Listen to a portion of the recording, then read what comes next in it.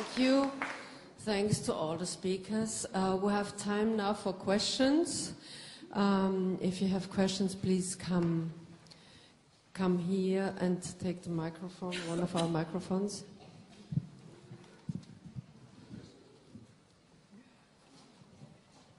I have a question about signs and the gift economy. So it seems like in money you have a sign because you have the money itself to signify the exchange. In the gift, it's not always so clear what's happening. Just say you give a ride to someone in a car, or you clean the dishes at a gathering after. Like, it's not clear that something, or what the sign is, or even if an act of gifting has occurred. So if we're going to transfer from a more monetary economy to a more of a gift economy, is there going to be a taking away of signs or a lessening of signs? And the idea of ownership itself is a sign. Like, there's a sign that you've owned it. But if we get rid of the idea of ownership, then you're getting rid of some signs. So is it true that as we advance in society, we lessen the amount of signs? And same with like organizations and hierarchies. Like, there's a lot of signage there that's happening between the power, but we're moving to more non-hierarchical organizational models that actually move even outside the organization, like Wikipedia, which is creating jobs, creating work without having the signifiers of organizations and jobs and all this. So I guess my question is, as we move to the gift, to the non-ownership, to the transcendental organization, what happens to the signs? Thank you for the question. Who wants to answer? We have to distinguish between levels of discourse, I think. We're talking about, on one hand, the material of life, from the point of view of semiotics today, which is in dialogue. It develops in dialogue with philosophy and the life sciences, with all the sciences, in particular the life sciences. Where there is life, there are signs. So, we're talking about the material of life and thinking and acting, behaving. The human being has been redefined as a semiotic animal because obviously we're connected to the animal world, which is connected to all other spheres of life. But we're a semiotic animal and not just a semiotic animal because we have other faculties which distinguish us from other animals. It's the modelling device, the language faculty, the gifting device, if you like. Then we have the different sign systems through which different cultures articulate themselves, are articulated. We're talking about we all over the planet live in the economy of the globalization economy, the economy of a global world, which is the expression of the extreme phase of development of capitalism. Capitalism follows determined values. They might be more or less masked wherever you are, depending on where you are in the world, but the values are very clear. And they have nothing to do with the quality of life. They have nothing to do with the gift, with the quality of life of the whole of humanity, or with the quality of life of a single person. It's all to do, and we all know this, it's all to do with profit, and therefore profit in terms of money, and therefore competitivity, functionality, productivity, creativity based on destruction and not on the gift. As a function of the market, we have to be in a position to destroy as quickly as possible, consume as quickly as possible, to produce as quickly as possible, and get the circuit going. There's no place in the gift, in the full sense of the word, in a society like this. There's every place for difference, but difference based on closed identity and fear of the other. And the more we go ahead in this world, the more we deny the gift to the other and of the other, the greater is the fear among those who steal the gift from the masses, from humanity in its wholeness. The fear grows because of the enormous dislevel and the need to defend my identity as against everybody else. And this is the logic of all differences, or of all identities, differences based on identity. And this kind of dynamic also produces a situation of global indifference. Every difference, whether class, ethnic, religion, in order to defend its difference, its identity, has to shut off, and produces globally a situation of global indifference, which is the condition of possibility for the production of practices of violence and of war. We know that global indifference is necessary to generate war, and we know that that war is necessary to maintain certain dominant economies in this world which are based on the war industry. So until we find other ways, other forms of living together, you look at, for example, two big problems in the world of globalization today that we feel every day, certainly in Italy, is the problem of employment or unemployment and the problem of migration. Italy is bombarded every day with this problem. Unemployment is structural. This is the point. This system, thanks to automation, robotization, artificial intelligence, produces unemployment, which is fantastic. We should be having a celebration. We don't need to work anymore today. That technology liberates us from work. And what do the politicians do? What do the economists tell us? We promise you new jobs. Don't worry. We will create new jobs. The answer should be, we don't want new jobs. It's a lie. We're not interested. We don't need new jobs.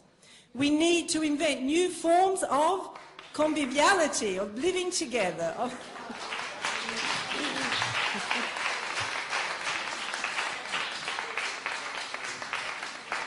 So there are lots of mystifications which do not help us to see the way things stand, to analyse. And until we see the problem, the real problem, this is why theory is so important. This is why it's so important that Jen has theorised and is publishing her books. If we don't see the problem, the real problem, we're not going to be able to heal, are we? We can't find the solution. We need to identify the problem to find the solution. Migration is another symptom. I can speak as a semiotician and therefore look at signs as symptoms in the world, symptoms of social malaise, social illness. Migration is another enormous, undeniable symptom of social illness in the world. Migration has nothing to do with what my parents went through after the Second World War, the emigration-immigration mechanism. That's another story.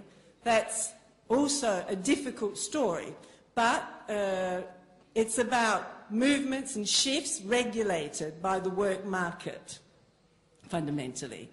Today, it's not about that. It's about migration. It's about desperation, people so desperate that they're entrusting their lives and the lives of their children on to these delinquents and to transportation means that are impossible.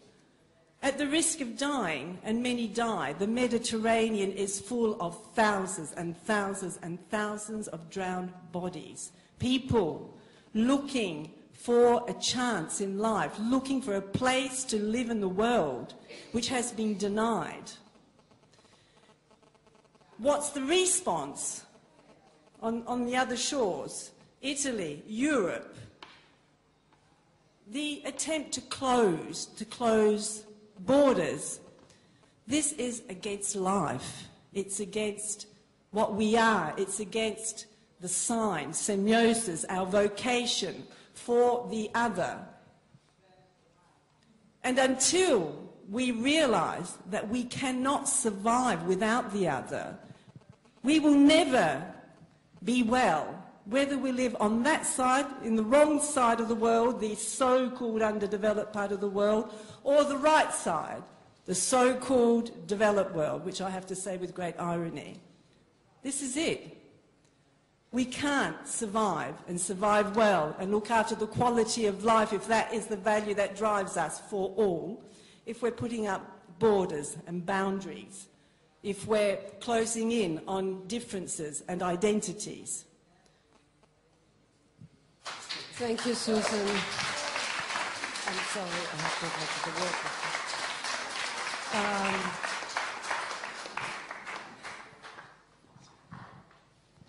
Allora, io vorrei chiedere al professore, non so come diavolo, no? Ok, scusi, ma io sono poco formale. Volevo chiedere se cioè, lei ha detto che l'ambivalenza supera la dicotomia.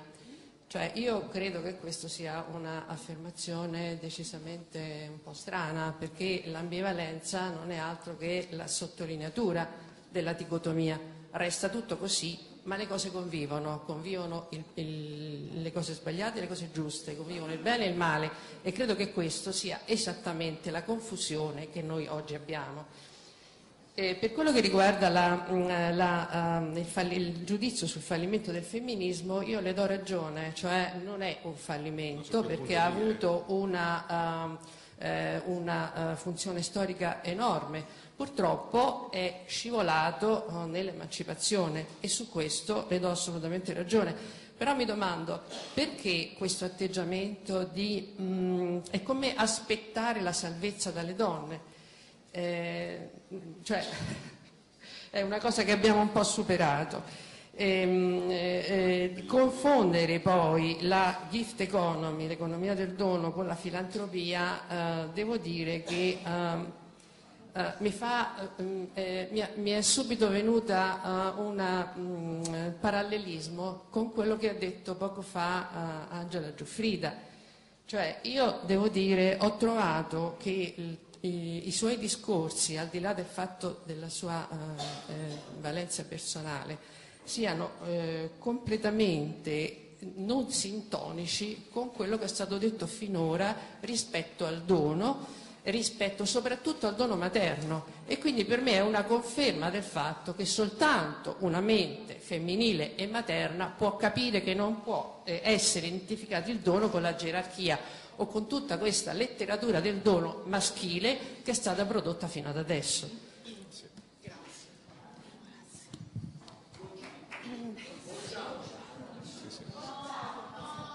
No. Prego. Io ieri mi interrogavo, adesso abbiamo sentito tanti interventi ieri e oggi, e ieri mi interrogavo proprio se il dono dovesse essere, se è meglio che sia anonimo o non anonimo. Perché se è anonimo, io penso magari il donatore lo fa, è completamente libero, anche chi lo riceve è completamente libero dall'obbligo, diciamo, no? Però poi pensavo al dono materno. Il dono materno non è assolutamente anonimo, è un dono che avviene alla luce del sole, quello che la madre fa al proprio bambino, avviene alla luce del sole, è un dono che avviene nella più completa trasparenza, diciamo. E quindi il legame che c'è fra il bambino e la madre è molto chiaro e resta anche inciso, insomma, nella vita sia della madre che del bambino per molto tempo, anche se questi si separano. E così, da tutti gli interventi che ho sentito oggi, anche da quello che ho sentito l'ultimo del professor Bruni, ancora riflettevo su questo. Per esempio, io mi domandavo anche questa conferenza, che è una conferenza molto interessante, sicuramente per realizzarla qualcuno ha fatto una donazione e ho pensato che fosse meglio che fosse anonima. Prima di arrivare pensavo così, poi dopo aver sentito tutte le relazioni invece mi domandavo, ma forse sarebbe meglio che non fosse anonima, perché se io adesso dovessi scoprire che è stata finanziata da una multinazionale come la Nestlé o da una industria di armi, sarei molto seccata della cosa, no? Sarei perlomeno, va bene, sarei preoccupata. Per cui ho pensato sarebbe meglio sapere, conoscere. Forse me lo domando ancora, non sono sicura che sia meglio o non sia meglio, però quell'ultimo intervento di Bruni mi ha fatto riflettere ancora, perché l'anonimato di fatto crea ancora di più un distacco, crea quel distacco che poi c'è anche nelle gerarchie, rompe il legame, non c'è più la relazione, nel momento in cui c'è l'anonimato non c'è più la relazione, perdiamo completamente la relazione e stiamo in una conferenza che riguarda l'economia del dono e noi questa relazione su chi ha donato l'abbiamo perduta. Stiamo parlando della maternità, stiamo parlando di tutte queste cose e abbiamo perduto questo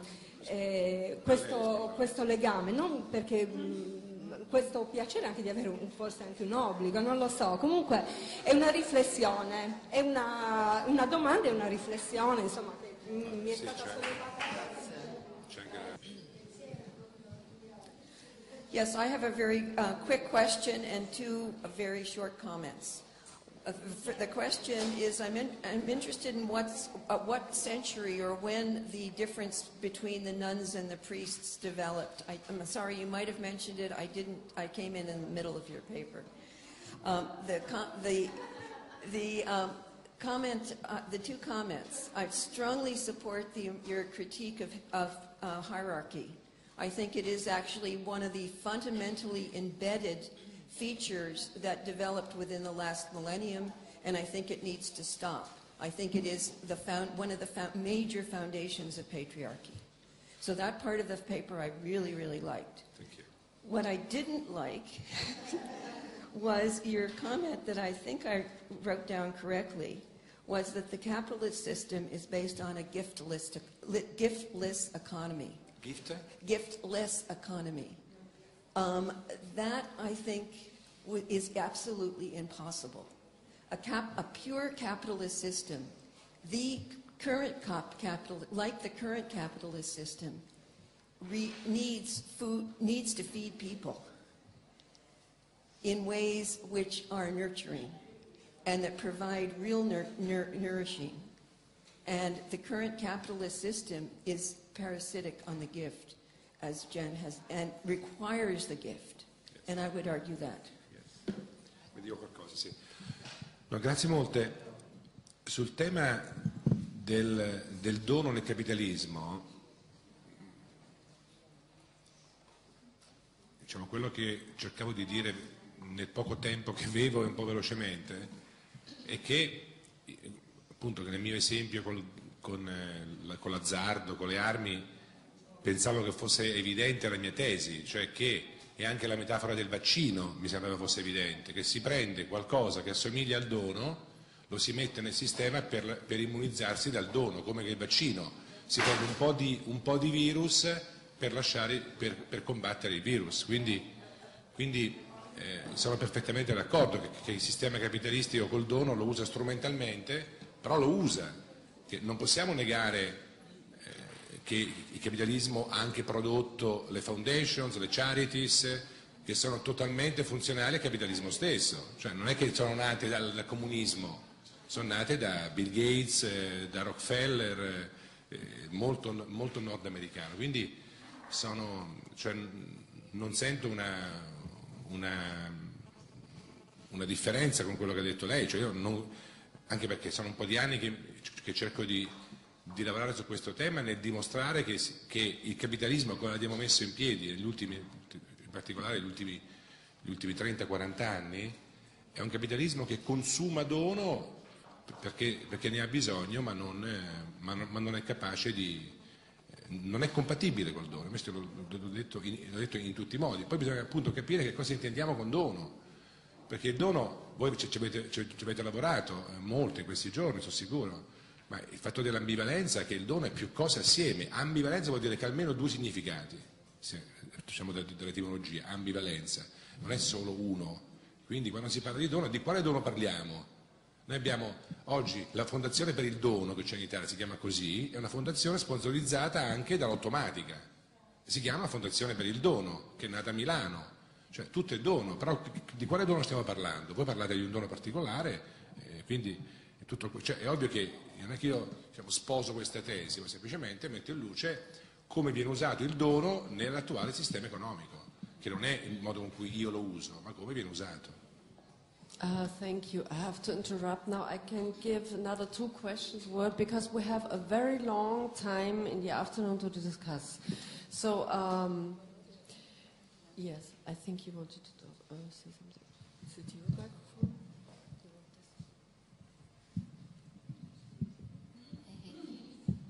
Deve essere abbassata, non lo prendo. Volevo intervenire su questa questione dell'ambivalenza perché io ringrazio veramente il professore perché ha dimostrato in maniera quasi tangibile la veridicità di quello che vi ho detto prima. Io ho detto che questo sistema di pensiero si basa sull'osservare soltanto un aspetto della realtà. Estrapolo questo dato dal reale, per cui lo assolutizzo, lo faccio diventare un ente. Richiamo alla mente l'opposto e i 2 dati si oppongono, sono in un conflitto perenne, perché della realtà vedo soltanto 2 aspetti opposti. Ora, il dono, come qualunque altra cosa che riguarda il reale, è complesso, quindi rimanere nell'ambivalenza significa non superare mai il problema. Nel mio saggio che ho scritto sulla guerra, La razionalità femminile, unica antidoto alla guerra, dimostro come permanente in questo sistema di pensiero la guerra è assolutamente inevitabile, e non soltanto la guerra guerreggiata, ma la guerra continua in tutte le relazioni umane. Se pensiamo che la madre è il primo nemico dell'uomo, capiamo benissimo che cosa vuol dire, cioè l'opposizione, il conflitto è intrinseco al sistema di pensiero. Mostro perché non esistono, ne sono mai esistite società in cui la violenza letale delle donne possa essere paragonata a quella maschile. Perché? Se io cioè non considero la realtà appiattita su 2 dati opposti, cioè se non radicalizzo il conflitto, se invece vedo fra i 2 opposti una quantità enorme di variabili, allora sono in grado di scegliere soluzioni che non siano quello dell'eliminazione di uno dei 2 dati, che è la famosa opposizione escludente di cui parla Luisa Muraro. Poi volevo dire un'altra cosa, mi ha interessato il discorso che faceva il professor Bruni, che è la verità assolutamente, cioè che effettivamente le donne che entrano in questo sistema diventano replicanti. E questa è la verità. D'altra parte qualcuno, adesso non mi ricordo chi, aveva sottolineato il fatto che il femminismo ha smesso di essere creativo.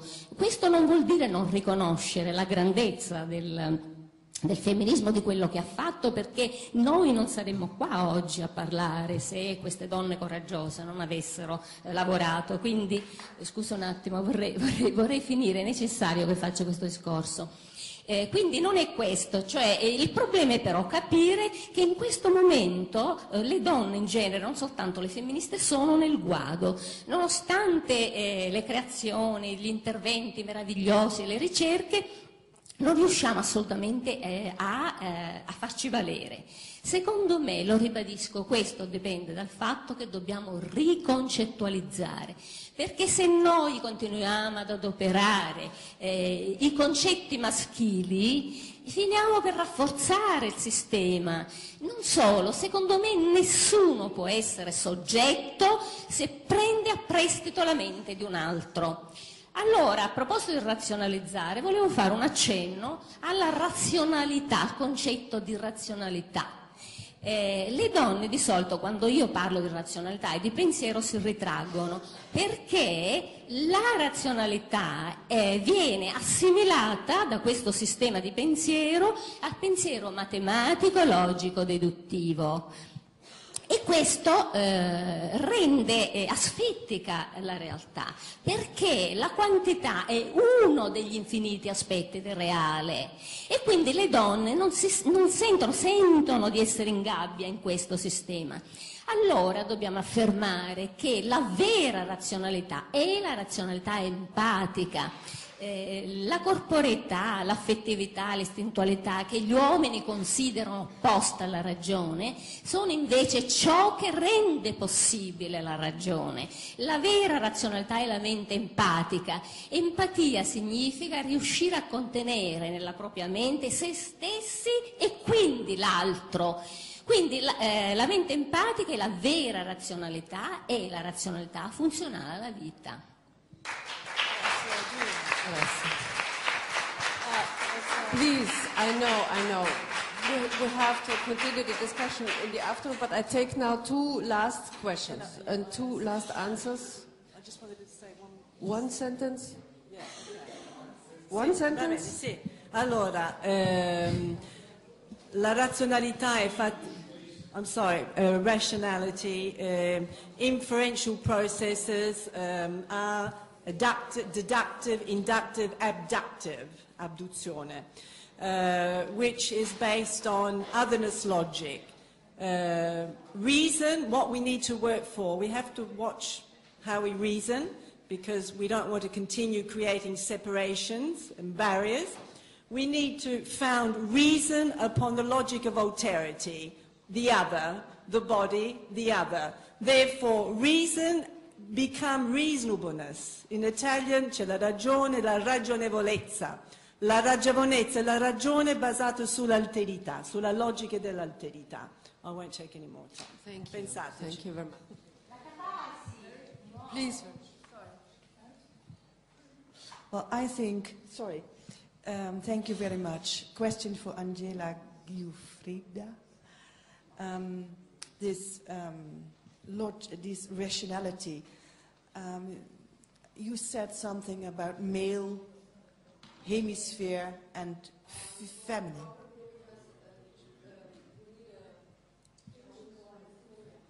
Okay. Yes. Sì, anch'io. Sorry.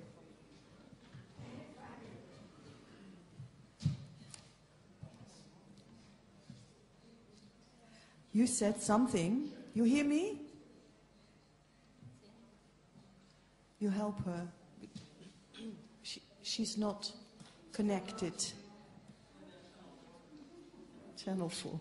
I can translate. Yeah.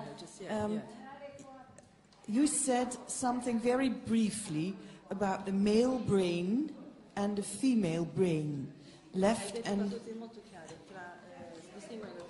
cervello maschile e femminile. Yes, I think Traduco io, cioè non c'è problema.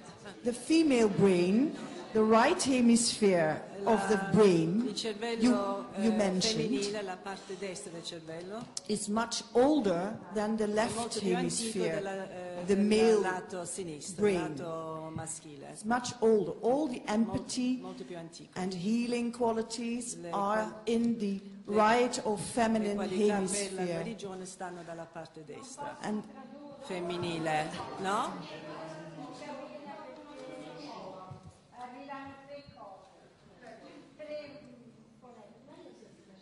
so I think that a solution could be, because the feminine is also connecting both hemispheres, and then you reach the knowledge of the heart.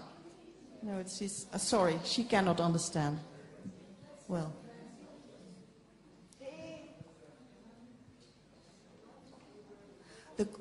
The question is, can you translate this? I don't want me to. Stavo traducendo. The question is, can you explain something more about the male and the feminine brain in relation to rational thinking? Vuole che spieghi di più sul cervello femminile e maschile in rapporto al pensare razionale.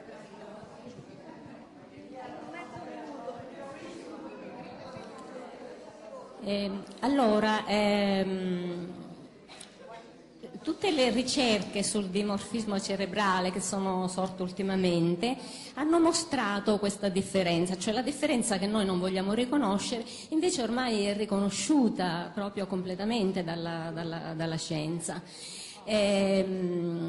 Secondo me non esiste un cervello femminile e uno maschile, perché l'organismo è tutto stato costruito dalle donne. Il problema è come si usano, no? Come si usa questo corpo, come si usano gli emisferi. Le ricerche hanno dimostrato quello che io ho affermato prima, cioè che le donne assumono la realtà nel complesso, hanno uno sguardo circolare, perché usano contemporaneamente i due emisferi cerebrali. Difatti hanno un corpo calloso che mette in comunicazione i due emisferi più grosso di quello maschile, e difatti riconoscono che una bambina, cioè che una creatura è femmina soltanto nel ventre della madre, perché ha il corpo calloso più grosso. Ma comunque non è solo questo, cioè il discorso è complesso. Nei miei libri scrivo tutte queste ricerche. Grazie tanto. Comunque bisogna riflettere sulla relazione tra scienza e ideologia, la scienza ideologizzata.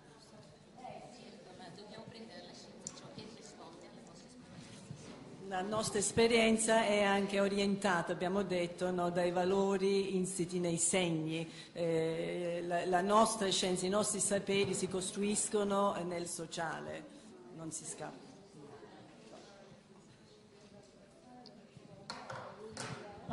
So I don't know if I thought we were not having the discussion this afternoon, but we will? Okay. I wanted to say thank you so much. I'm getting so much out of what you're saying, and I'm not in a position right now to respond academically, but I want to respond from another place. One, and I hope, yeah, please translate, because this is for you. I also was really considering, because my work is called The Feminine Design and Sustainability, so I'm really exploring the feminine design, the masculine design. What my teachers told me to always keep in mind is that right now we think we know what the masculine is, but we don't.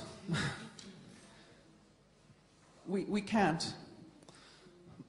Because what we know is who the masculine is when it is stuffed into this power over paradigm. A paradigm that has one power over another.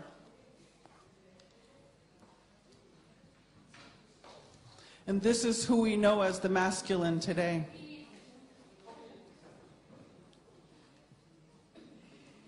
And the same is true for the feminine. We only know who the feminine is as it has been forced into this particular paradigm.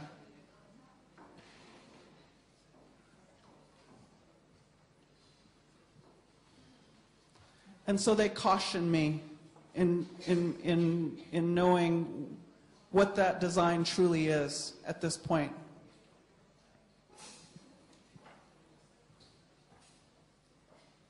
I also just wanted to say that I wanted to be very clear that I'm not here as an indigenous person to offer a cultural display. And I'm not here to be anecdotal. And so when I'm listening to you say, you know, we need to come up with another way of being because of what's happening with capitalism and its limitations, I want to say that there are peoples all over the world, our five-fingered relatives, who have many of these systems, and I'm hearing you referring to them. But I also want to ask you to consider in the development of whatever this new might be, to keep them in mind as part of our human family, that their preservation is the preservation of a library of true understanding of sustainability.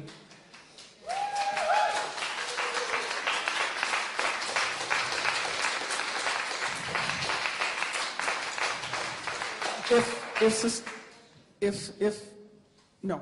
sustainability is the highest and most sought after technology on the planet, who should we be talking to? We should be talking to those cultures who've known how to live in one place for an extended period of time in health and harmony and happiness.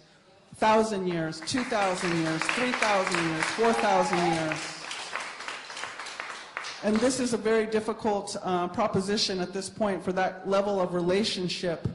But I want to say that if you're saying that this economy cannot produce sustainability, which I believe it cannot, the dominant economy, and this gifting economy is going to come, then there are people who have that understanding, and I just want to make sure that we're keeping that in the conversation. We don't have to reinvent the wheel.